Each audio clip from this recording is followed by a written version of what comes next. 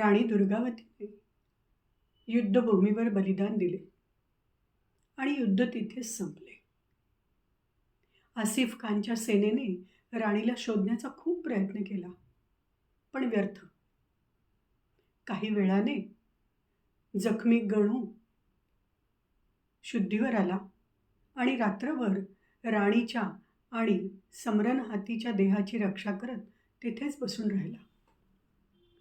सकाळी उठल्यावर त्या ठिकाणाहून जाणाऱ्या गावकऱ्यांना त्यांनी विनंती केली की येथे आपल्या राणीचा देह पडलेला आहे, आपल्याला त्याच्यावर अंत्यसंस्कार करायचे आहे.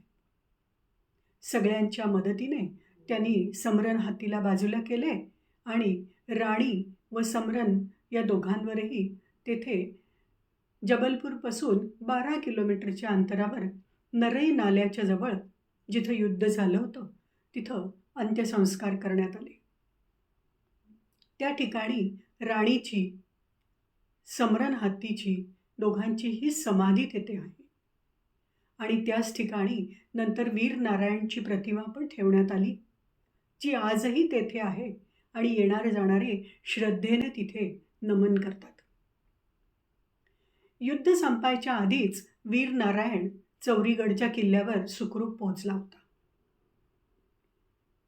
राणी गेल्याची दुःखद वार्ता ऐकून सगळ्यांचे मन विषण्ण झाले. राणीची सखी रामचेरी हिला तर ही वार्ता ऐकून तिची शुद्धच हरपली. थोड्याच दिवसामध्ये सगळं सावरून वीर नारायण सगळ्या प्रशासनाच्या तयारीत लागला. परत युद्ध होऊ शकेल या आशंकेने त्यांनी जमवाजमव करायला सुरुवात केली आणि 50 दिवसांनी बरोबर आसिफ खाननी परत चौरीगडवर सुद्धा आक्रमण केले. वीर नारायण शौर्याने लढला, पण त्याच्याकडे सैन्यबळ कमी होते, तोफा नव्हत्या. हे बघून आसिफ खानने त्याला परत एक समजुतीचा निरोप पाठवला की समर्पण कर, जीवानी वाचशील. त्यावेळेला नारायणने सडेतोड उत्तर आसिफ खानला पाठवले. ज्या अत्याचारी मुघलांच्या समोर माझी आई वीरांगणा राणी दुर्गावती झुकली नाही, तेथे मी तर झुकण्याचा संबंधच येत नाही. माझ्या आईच्या बलिदानाचा आणि अत्याचाराचा बदला घेण्यासाठी मी शेवटच्या श्वासापर्यंत लढेन. किल्ल्यातून जाताना त्याने रामचेरी आणि किल्ल्यात असणाऱ्या सैनिकांना एकच निरोप दिला. जर आम्ही अपयशी ठरलो आणि परत आलो नाही तर आपल्या सगळ्या माता बहिणींना आत्मसन्मान आणि स्त्रीत्वाच्या रक्षणासाठी जोहर करावा आणि हीच तुमच्या राणीची शेवटची इच्छा होती. रामचेरीने तसेच उत्तर वीरनारायणला दिले. तुम्ही निश्चिंत राहा राजे, आमच्यातील एकीच्याही देहाला म्लेंछ स्पर्श करू शकणार नाही. आसफ खानला इथे केवळ भिंती आणि किंकाळ्याच ऐकू येतील. हे ऐकून वीर नारायण युद्धाला सामोरा गेला. अतिशय शौर्याने वीर नारायण लढला आणि तेथे मात्र तो वीरगतीला प्राप्त झाला. किल्ल्यात राणी दुर्गावती सोबत वीरगतीला प्राप्त झालेल्या सैनिकांच्या विधवा, वीर नारायण सोबत नव्याने सैन्यात भरती झालेल्या सैनिकांच्या विधवा, माता, भगिनी अशा अनेक स्त्रिया होत्या. त्यातल्या बहुतांश स्त्रिया या तरुण होत्या.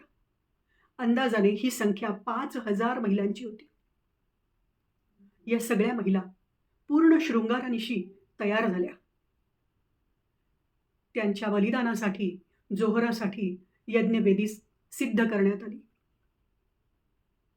ज्या पंडितांनी त्यांच्या विवाहाचे मंत्र म्हटलेले होते तेच पंडित त्यांच्या जोहराचे मंत्र तेथे मोठमोठ्याने म्हणू लागले आणि जशी ती ज्वाला पेटली तशी सर्व 5000 स्त्रियांनी त्यामध्ये उडी घेऊन आपल्या देहाची आहुती त्या सगळ्या यज्ञामध्ये दिली.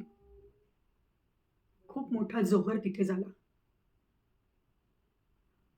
आसिफ खान ज्या वेळेला किल्ल्यामध्ये प्रवेश करता झाला त्यावेळेला त्याला तिथे केवळ राख दिसली, एकही स्त्री दृष्टीस पडली नाही. प्रचंड रागावलेला आसिफ खान त्या ठिकाणी जे पंडित हे सगळे मंत्र म्हणत होते त्या पंडितांवर त्याने राग काढला आणि त्यांनाही त्यांनी शिरच्छेद करून मारून टाकले. पुढे आसिफ खाननी सुद्धा फितुरी केली म्हणून अकबराने त्याचाही वध केला. अनेक वर्ष मुघलांचे राज्य गौंड राज्यावर होते. त्यानंतर संग्राम शहाचा दुसरा मुलगा चंद्रसिंह हा जेव्हा अकबराला शरण गेला त्यावेळेला अकबराने त्याला ते राज्य सोपवले. आपल्या बहादूर राणी दुर्गावतीची कथा येथे संपते.